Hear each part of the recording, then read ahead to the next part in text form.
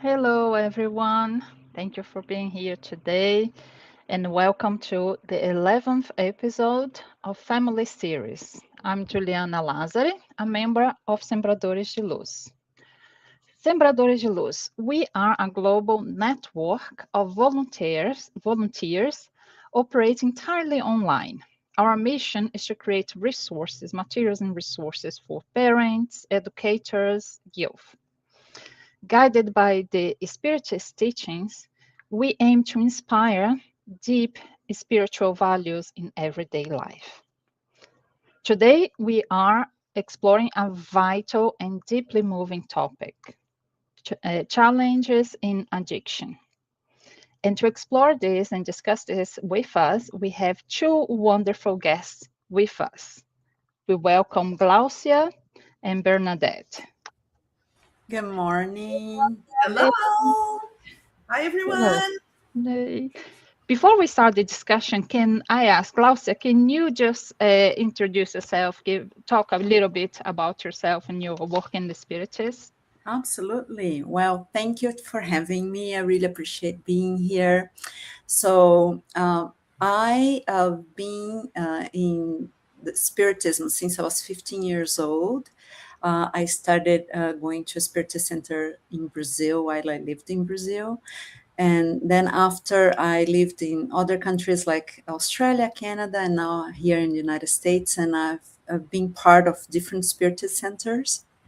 I today participate in Nosso Lar here in San Diego, California. I'm very excited to do this today. It's always like more of a learning lesson for us that, study to participate in these interviews.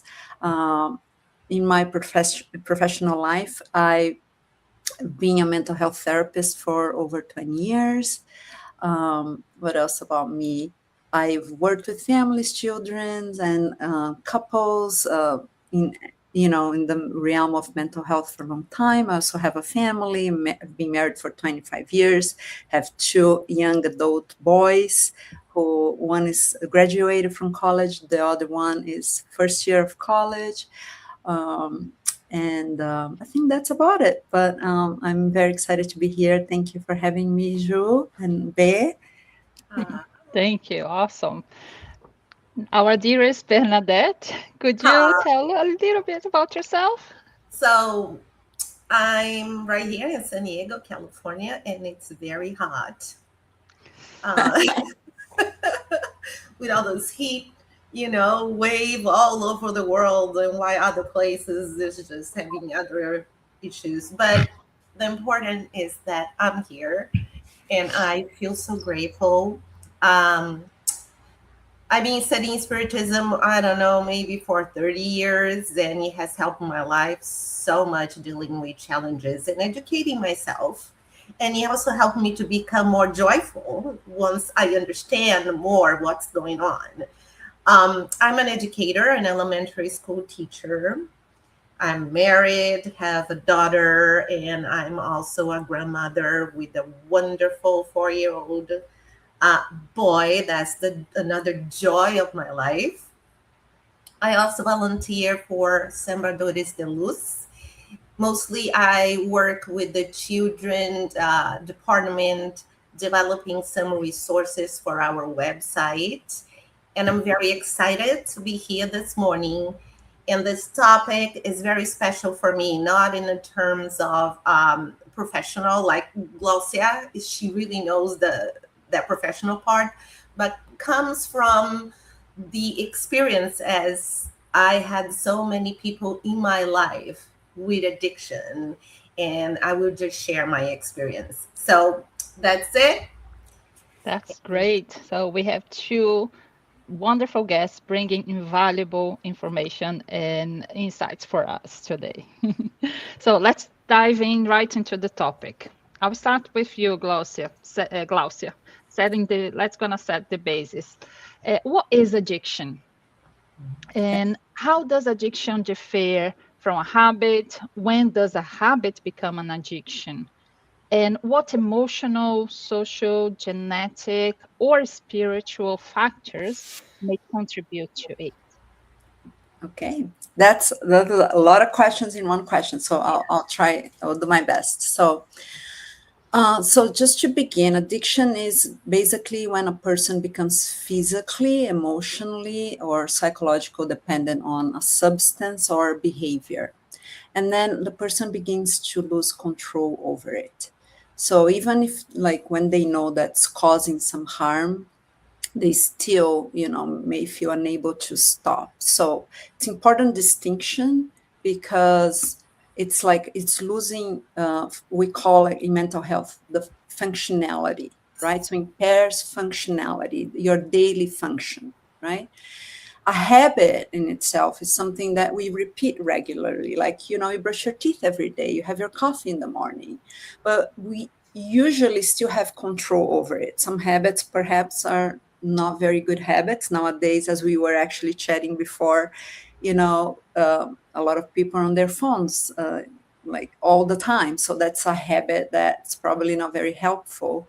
But some people have control over it, or they decide to stop that habit. It's not something that's impairing function during your daily lives, right? So addiction goes a little further, because it really begins to affect then the person's health, their relationship, like with anybody, overall relationships, their work, their finances, and overall their emotional and social well-being. So a habit may become an addiction when the person experiences like strong cravings. So it's that thing that you start to losing control. It is an urge for doing that over and over again, right? So you repeatedly try to stop it, but you can't. And you need more over time of the thing that you are addicted to. And remember, we're talking about addiction overall, because it's a very topic. It's that deep topic, right? There's several kinds of addictions. So, you start losing that kind of control. You need more and more, and you start depending on it.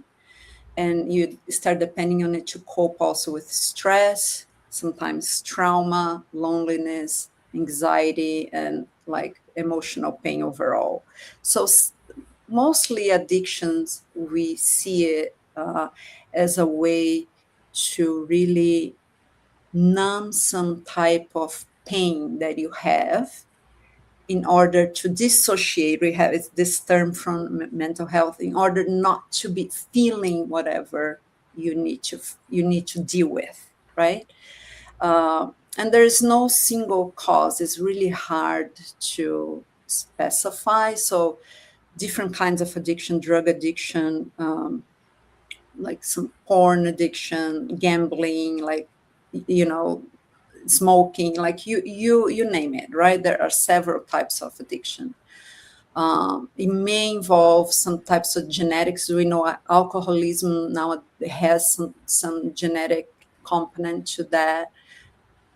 Different issues on your brain chemistry, family patterns, trauma, other mental health issues, social influences, and then, of course, the person's environment has a really deep influence on it.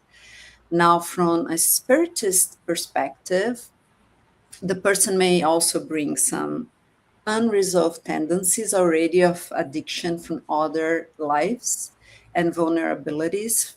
And, it's another chance for the person to resolve it and overcome through their free will. So, but that doesn't mean that there needs to be, any blame or shame or some judgment onto someone because of that.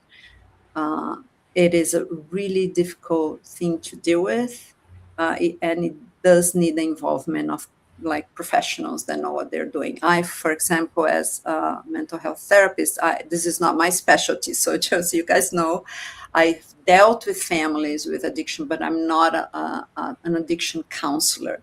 There is actually specific training for addiction counseling for that. So I just want to clarify. And I encourage anybody that is listening to this to do look for help. Wonderful. Bernadette, what can you tell us about your experience in this in regards to the same question? What is addiction, and how did you feel? Well, Gláucia, you nailed it. Yeah. You got all this, and it is hard, because and I'll be going deeper into this topic because I live with people with so much addiction. And for me, I said, oh, thank God I'm not addicted. I don't have any of this, like feeling I'm okay. But this is something that could turn into addiction. Look how simple it is. I'm going to give you an example. A couple of years ago, I was sick. I was in the hospital for 2 weeks. And that made me realize it's time to think of my life. But I was very frustrated. I was very angry. I was not satisfied with it. So that illness was wonderful because it made me think about my life and all the challenges. But then when I came home, I didn't want to deal with anything. So I didn't drink, I didn't smoke pot, but I started drawing flowers. And every time I was drawing flowers, I felt peaceful. I felt happy. But then what happened? I didn't want to do anything but draw. So every day I woke up 7, 8 o'clock in the morning. I have so many drawings all over my house, and I go, what am I doing with all this? But that was my way of thinking, of dealing with this. And I was drawing. That would take 4 hours sitting in a position. And I did this for weeks. My back hurts, my knee hurts. I didn't want to talk to anybody. I didn't do anything. I just want to leave me alone. And I did this for 2 weeks. And later, my husband, you need to eat. You need to get up. You need to exercise. I go, I don't want to do it. Just leave me alone. What was it? It was turning into an addiction, something so simple that nobody thinks about it. And then I didn't want to eat. I was trying to avoid my problems and think it's time to change my life. I didn't want to do me, just draw and leave me alone. So I don't want to think about my problems and how unhappy I am in one specific area of my life. Until the friends that love me said, hey, there is a problem here, girl. Art is good.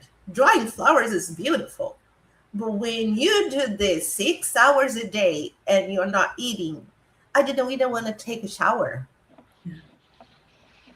So this turned into an addiction, and I was struggling to stop.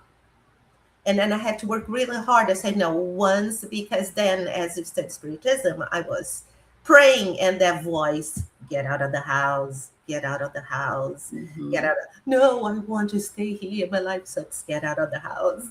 So I was able to make a commitment that once a day I would get out of the house.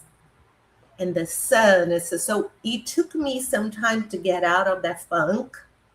But it's a very simple example that we don't think that was turning to addiction and was, as Gláucia said, starting harming me physically and emotionally. So that's an example that I want to give it to you. Oh, that's great. Actually, that's really interesting, because building on those factors that you said, let's ask this question. How do family relationships, communication, and moral education influences the prevention, development, or recovery from addiction? Yeah, Bernadette, for you, Bernadette, let's gonna build up on this experience that you had, because I think it's great. All right, so it's in the family.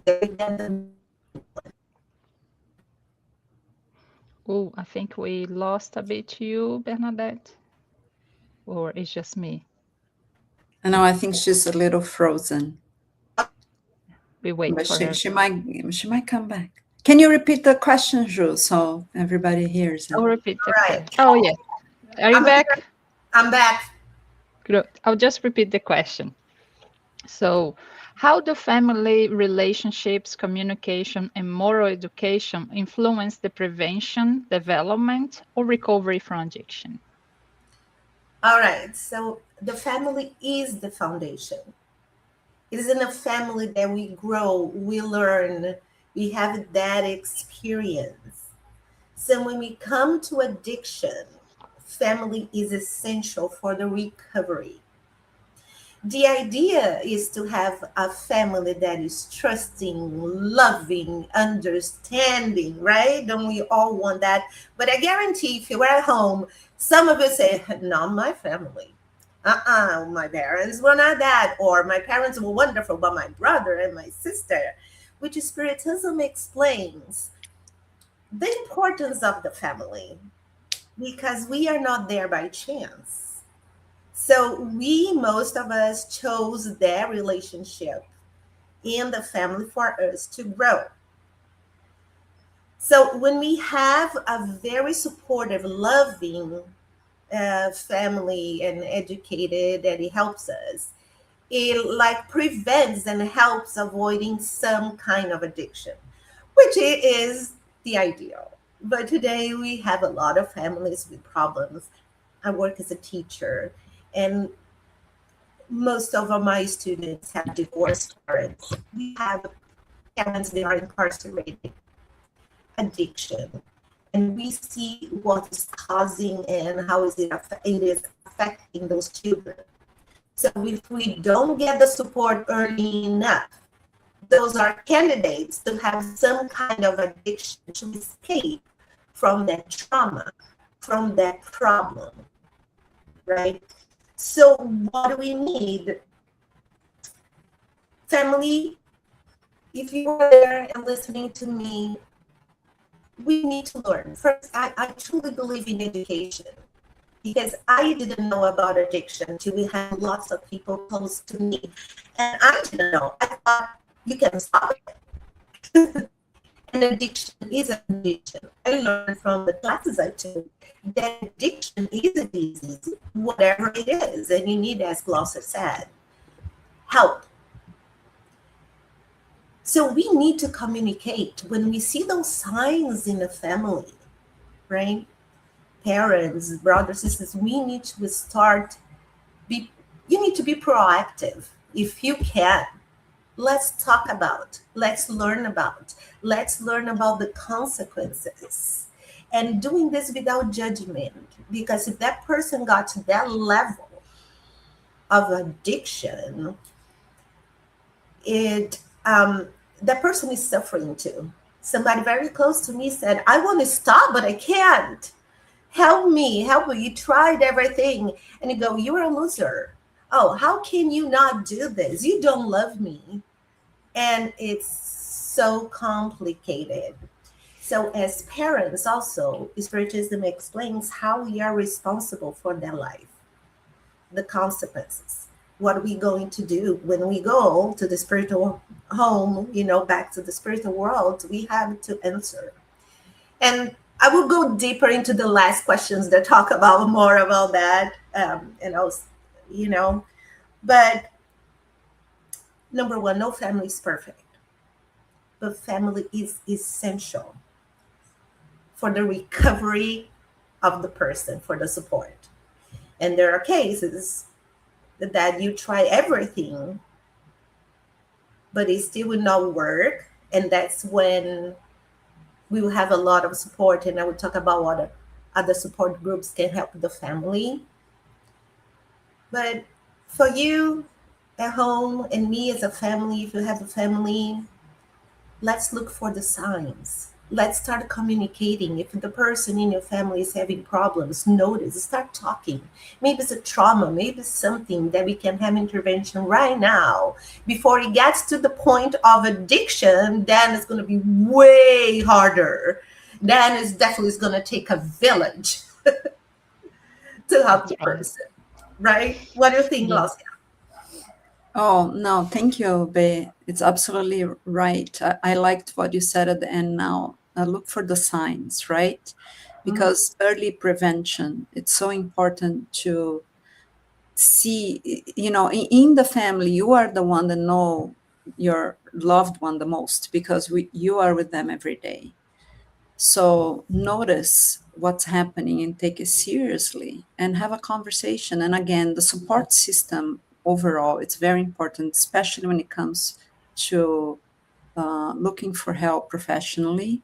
Sometimes families are ashamed of bringing that up to people, but no family is perfect. It's okay to there's like, in all these years working in mental health, I can tell every family there's always something, and that's the reason why we are here, right? In the first place, we are here to become better human beings. And so there's no shame on looking for help and supporting your family members. Another thing I think is important to remember too is that this suffering, or this pattern, perhaps to say, is intergenerational, right? It comes, the patterns come from generation to other generations. You never see like a person who becomes addicted to something without history of any other family members they have. And sometimes, if it's not direct family members, but grandparents or great grandparents, we do something in mental health that's really cool. It's called the genogram. And it kind of maps out the entire family history, but like going back generations. And you start seeing as a map where addiction was, where abuse was, neglect, infidelity, you name it, like everything. And you start noticing, wow, this is not only me, this is a pattern that I am inheriting from other generations. And why I like to mention that is because it kind of externalizes a little bit the behavior or the issue itself. It's something you've learned, or it's something that has come maybe genetically or not, doesn't matter, but it's just something that it has run in the families. So it's important to mention that, so you're able to see it with, like, in a different light, right? That is something you're carrying, that perhaps it's not only coming from you, but it's coming from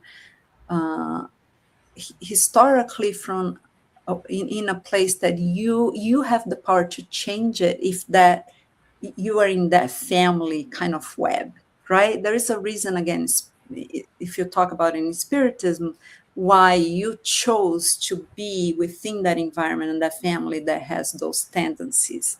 You've maybe asked as a test, maybe is a expiation type of thing that we talked about.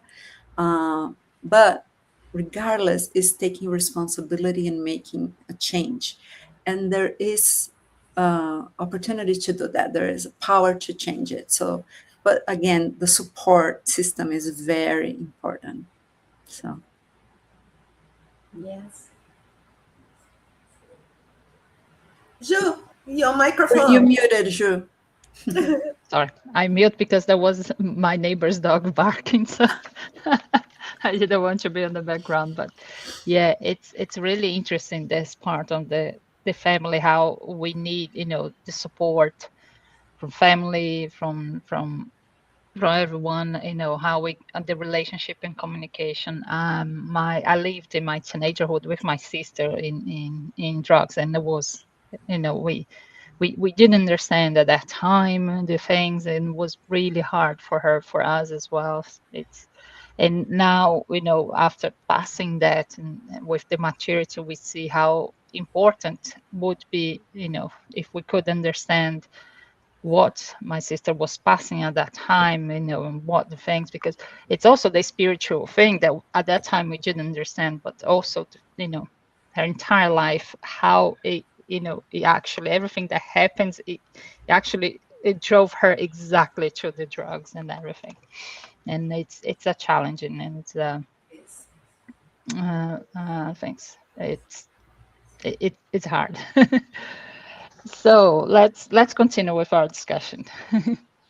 Gláucia, looking through a deeper spiritual lens, how does Spiritism explain addiction and family relationships through reincarnation? What the lessons or opportunities for growth can these experiences provide for everyone involved? Uh-huh. I think we began to touch bases on this already, but Spiritism sees addiction as, of course, a challenge involving not only the body, but the spirit, right? And then through reincarnation, that's when the spirit has new opportunities to develop, let's say, self-control, the part of responsibility I was talking about, the emotional healing. What is it that underneath that we're trying to suppress and we don't want to really look into it? And then really a wiser use of our free will, because we have free will, right? In terms of family members, right, we also understand, again, like how they explained to us, that we come back into the family net, the web of where we all have things to adjust with each other, to learn how to love each other a little more. So it has began that kind of adjustment from previous lives, right? We're not there for any reason. So there is a reason why we are together. And sometimes all the spirits involved have a responsibility also from previous lives where they had something to do with that type of addiction. Like there's some responsibility. If you are together in a family, there's no such a thing. Oh, it's just because this person's fault. Now I'm here on this side. Now it's became a problem for me. No, there is a level of responsibility, even though you don't see it right now, that you carry. Otherwise, you wouldn't be in that family. Hence, to really focus on supporting that person, right? So that's why you return together, to support one another, to repair, right? Repair old conflicts, then to learn patience, forgiveness, compassion, responsibility again, right? So I think that I want to nail on the part of taking responsibility in all parts, because it's normal to isolate the person who has an addiction and kind of say, he is the problem child, he's the problem of the family, like making it to be that, to blaming that it's all in that person. But sometimes people with addiction are the ones we call in mental health that they absorb the anxiety of the family system, and therefore so much that they don't know how to deal with it, and they resort to something that is maladaptive behavior, we call it, like in terms of coping. But there's other things that person is asking the family to look into. It's the family system that has some issues that needs to be resolved. So sometimes the addiction itself, and any mental health illness actually, it's calling the family to look what's happening here, right? So, but at the same time, when you're able to do that, it's important also the families need to avoid what we call codependency, and that's something that I really wanted to talk about it. And codependency happens when some relatives or some people in the family, they become so focused on rescuing the person, right? Controlling, protecting, covering up for the person with the addiction, that then they begin to neglect their own needs, and then may unintentionally help the addiction to continue, because they become what we call enablers. Mm-hmm. They want to rescue and save so much the person. And many times, let me tell you, it's because the pain of the other person is so intense. And it is so hard to watch the other person going through that pain, that they want to solve their pain so they don't feel pain anymore. And that is, it's not helpful, because if you try, a person needs, again, the free will, especially in Spiritism, needs to have that take responsibility to take the first step to wanting to get rid of the whatever addiction they have, and it has to come from them, right? So they need to have that type of motivation. Without motivation, you can't force someone into therapy, into a group, into outpatient, into inpatient, even sometimes for recovery. Because if they don't have the will to do it, it's not gonna make anything get better. So it's fine to have compassion, but that does not mean for the person that has an addiction, but does not mean, again, enabling harmful behavior or even removing consequences, right? The person who is in the addiction needs to be facing with the consequences of their behavior too, because the addiction does have an impact on family members. And they need to see the impact. Sometimes people lose like houses or like you name it, like there's a whole situation. So that's again like how important it is for family members to have a support system, because it's really difficult to be on that side, right? But they need to learn the healthy boundaries, lots of self-care, and then how to support their recovery without taking responsibility for another person's choice, right? Like, you can only control your own behavior. You can't control other people's behavior. So the person struggling with addiction needs to learn in terms of, like the moral piece of the Spiritism, that part, like self-responsibility, humility, accountability, and then also, how to accept help. A lot of people don't know how to accept help. And the family needs to learn how to love without rescuing, saving the day, right? So then for everyone involved, like this experience definitely becomes an opportunity for, again, like the entire family healing, sometimes reconciliation, because there's so much of the giving and the being there for the other person, and then overall for the family spiritual growth when they can get there, right? Again, it is challenging, but it's possible. Yeah, and you covered this, and I will add more later with my last questions. But from when I was going through all this stuff, and the last years, more than 5 years, with one person, then the other person is still going through. I used to talk and people would see, when I hear what is going on in your life, how can you smile? How is it possible? How can you do that?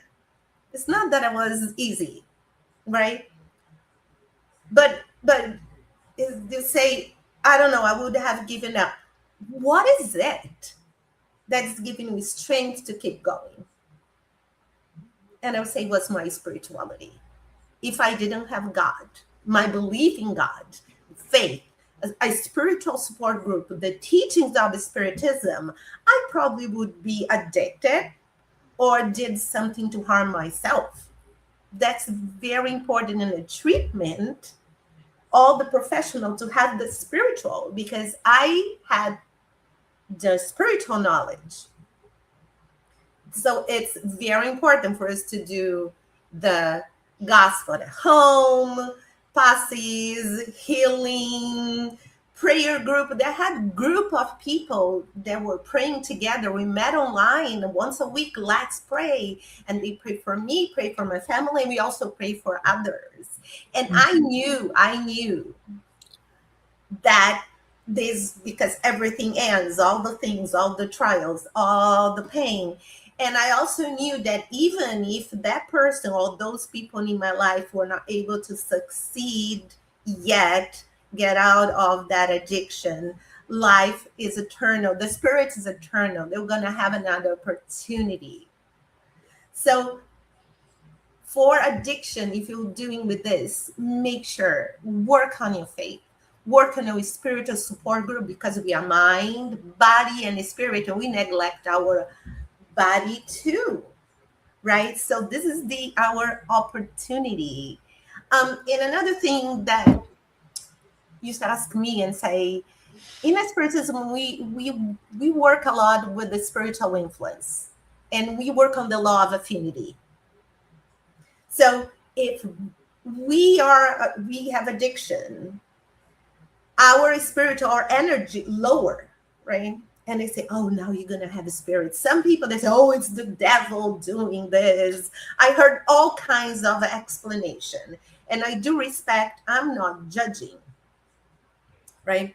But it always starts with a choice. We call in Spiritism's obsession the negative spiritual influence on the person, saying, oh, it was the spirit that caused that, when it's the other way around.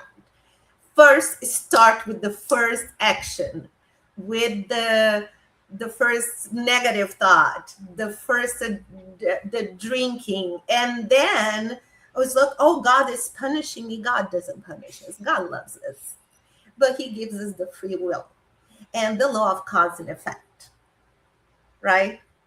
So there is that teaching of Jesus that said, the more, oh my gosh, I'm not good. The more you have, the more will be taken. You're going to take away from you. And my husband, God, this is not possible. I say, yes, the more that you are negative, the more that you are addicted, the more that you behave in that way, it's going to take away from you your job. It's going to take away your health. You're going to lose all that stuff, because that's the state of mind that you are. That's why we need to work on meditation. We need to work on affirmation, work on being in the present. I remember with friends, when they start, I want to drink, I go, okay, tell me 5 things you see. We learn all those 4 things you smell. There's all those tools that I had to learn to support my family.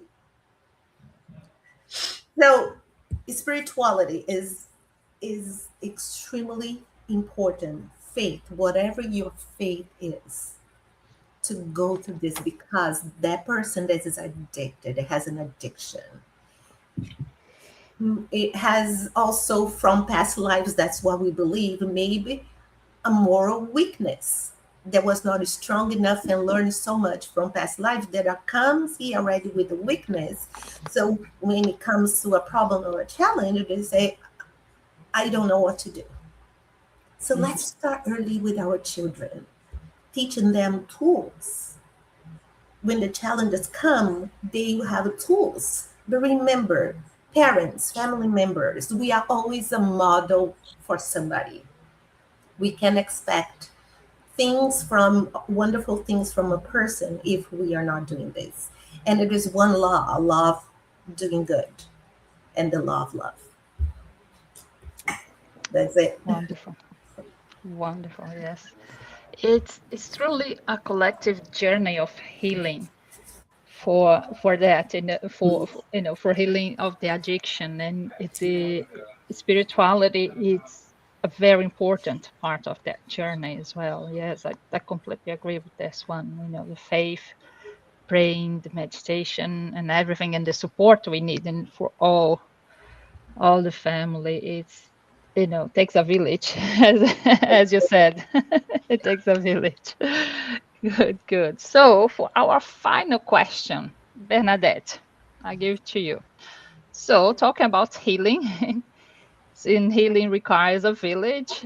How can families, mental health professionals, support groups, and spiritual center work together to support someone with addiction, while avoiding codependency that Gláucia talked to us, and promoting health recovery? We talked a little bit, but we can wrap it up, getting all this together. Bernadette. So this speaks really close to me because I went through all this.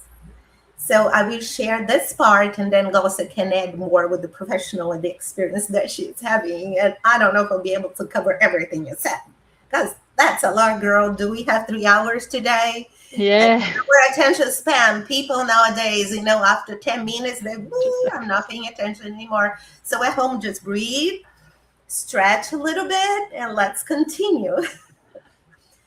So I went through this for many, many years. People in my family.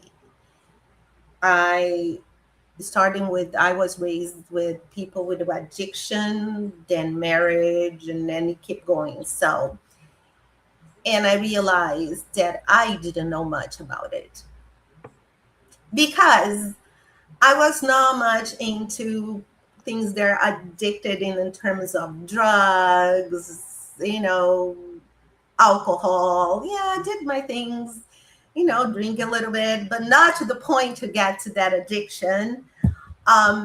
So there was a wonderful thing that happened to my life. I can tell that, go, what? Said, the compassion that I have, the understanding now has completely changed. And I'm here. If you ever want to talk to me and you're going through, I don't know, through Sembradores, I will listen to you. I will share, even though I'm not a professional. So I didn't know what to do. And I knew one thing. I want to save that person. That's all I wanted. Can I save the person that I love? And there were many, since I was 12 years old till now. My life is surrounded by people with addiction, and all I want is to save. And I got frustrated because I tried everything you love so much, as Gláucia said, and I couldn't do much. So in one of the situations, I had to go to a rehab, not for me, but as the person that I love goes to a rehab. I went to a rehab to learn for the support group. And first thing that I used to say, why can the person stop drinking? Why can the person stop smoking pot, using drugs? And I learned that it's a disease. It's a disease, right? Another thing that I learned was, if you are an addict, that's in my class, you are an addict for the rest of your life. I go, what? I'm not saying that you cannot recover, but you have the tendency that you can become an addict. So what do? You control, you don't put yourself in that situation. Avoid, because it can trigger. That's why we have all the relapses, right? I go, oh my gosh, I should not put the person in that situation. That's why when you go to AA, I say, hey, I'm Bernadete, I'm alcoholic, I'm an addict, or whatever it is, because they have the awareness. So what I suggest, look for help. I could not have done any of this if I didn't ask for help and went through classes. Because the person is so sick and we want to save so much the person, then I did not only group therapy, individual therapy, and my therapist said, be careful. That person is choosing to harm themselves, going to the grave, and is taking you, the person. I go, what? Yeah, the person is taking you. You need to take care of yourself. And the 3 C's, if you are not aware, there is a group called Al-Anon, AL-NON, that it's for the family members or friends and people that live with somebody or has somebody, the loved ones with addiction. And they tremendously help me to love me, to stop that codependency, which I also went to codependency meetings. you name, girl, because I want the solution, but I had the awareness that the problem was so huge that I could do not do this by myself. So I go, if somebody said, there is a healing in the corner, I'm going. There is 𝙙𝙙𝙙𝙁, yes. Oh, there is a lecture, sign me up. And the 3 C's of Al-Anon is amazing. So write this down. The 3 C's were what? I didn't cause. We think, did I cause this? No, it was the person's choice. The second was, I can't control it. And that was my problem. I want to control it. I was following the person, watching like a hawk. And then I didn't have a life because my life became that person's life. And they said, you got to stop or you're going to go to the grave. You want to die? You have a daughter. You have family. Right? So I didn't cuss. I can't control. And the third one, I can't cure. And there was like, okay. Because I want to cure. I want to control. I want to save. And I somehow, maybe I caused if I gave him more love, if I educated more the person. So addiction is not easy. If you're going through this, look for help. Spiritual help, mental health, exercise. I stopped eating. I didn't want to eat. So I started getting sick. And this was the love, so much love for those people in my life that I made them the cause, the reason for living. And I was, okay, I'm going to say, I was going down, that I was almost could die. And I got very close because I just didn't know. So it took a village of a support group, friends, spiritism, and professional help. So hanging there, it's not easy, but take care of yourself. Look for help. Without judging the person, keep in mind that this is a disease. It is a disease. Go to Al-Anon or whatever codependence group because it helps you. And guess what? Once you go there, you are not alone. You see so many family members. You see so many people going through this. And we all hold each other. You know, we got a mentor. We got somebody to help it through. So pray, get help. It's not easy, but you can do it, right? That's my experience sharing with you. That's great. Without a word here. Gláucia, do you want to add or bring your insights as well? Oh, I think Bess said it all. There's nothing else for me to add. You know, I really appreciate, Bey, your vulnerability and sharing your story and illustrate, like, for us, everything that you went through in a very, like, you know, human way, like naturally, because it's easy to sit here and talk it about, like, you know, theoretically or like what you're supposed to do.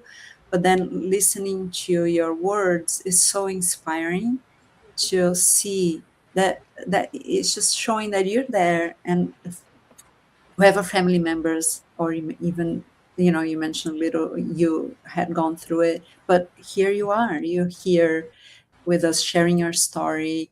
There are other stories, successful stories. I would say, if anything, look for those two inspirational stories of people who overcome.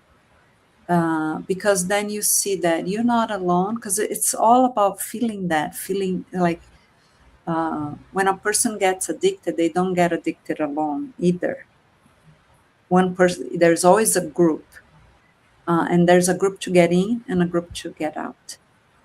So that is very important piece, even spiritually speaking, right? When you mentioned about the influences, the negative spiritual influence on the spirits who have passed away. I mean, the people who have passed away became, you know, in the spiritual world and are influencing that person to consume something or do something. Why? Because they want to feel what we call the high, right? They want to feel the sensation, body sensation that they used to have while they were incarnated, and now they can't anymore. But here's an important piece we forget.